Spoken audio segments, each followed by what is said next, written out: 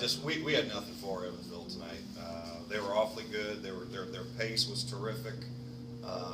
With their offense to start the game, we could never stop them. If we stopped them, it was we fouled them, or they got a second shot. And they're very good. They're very good. We give a lot of attention to two first-team all-caliber players there in Big Mock and DJ, but we let other guys hurt us too. We were a step slow, but it had a lot to do with the pay. They put us on our heels from the start.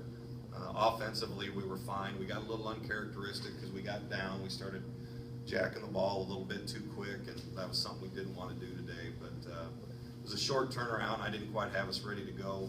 We're a team that's still continuing to grow up. And if you try to rest guys and not do much, sometimes they don't quite have the energy that they should out on the floor. But give all credit to Evansville. They put it to us tonight.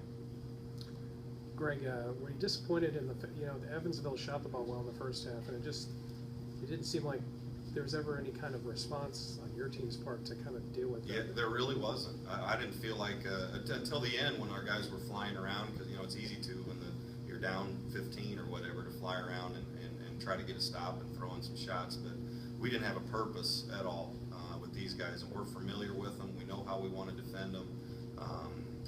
They were quicker to us. Their pace was better.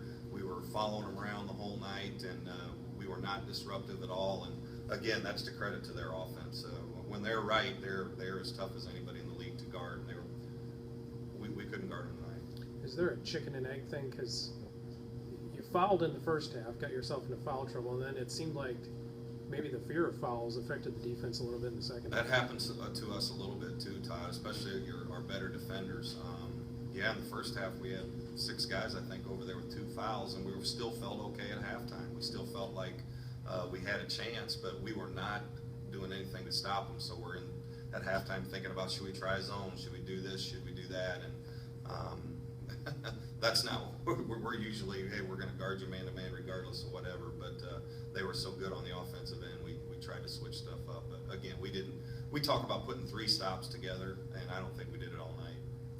Throughout the game, getting 3 straight stops, I don't know that we did it all night tonight. Very unusual because of the foul trouble, some unusual lineups on the floor at times, especially in the first half. How much of an influence can that have on the game when you got guys that aren't in their normal rotation, aren't in their normal rhythm? I'm not trying to make excuses, but it does throw things off a little bit. Well, it's hard. I came off the bench. It's hard when you come off the bench. It's hard. Because you come in there a lot of times with the mentality, if you come in there with the mentality, I can't make a mistake, otherwise coach is going to take me out, you're going to make a mistake. We try to give them freedom and tell them to come in with a more defensive mindset, but this is a team, we probably do more stuff talking about how we're going to guard this certain situation against Evansville than we do anybody, just because they're that good, and we try to give those guys attention, so it's easy to make little mistakes, but I just think that they were really good tonight, and they're really good a lot of times. They're difficult to guard, and we just couldn't stop them. We couldn't get ourselves really back in the game. It was never that much in doubt, I don't think, for them, because we could never stop them, even though we continued to score.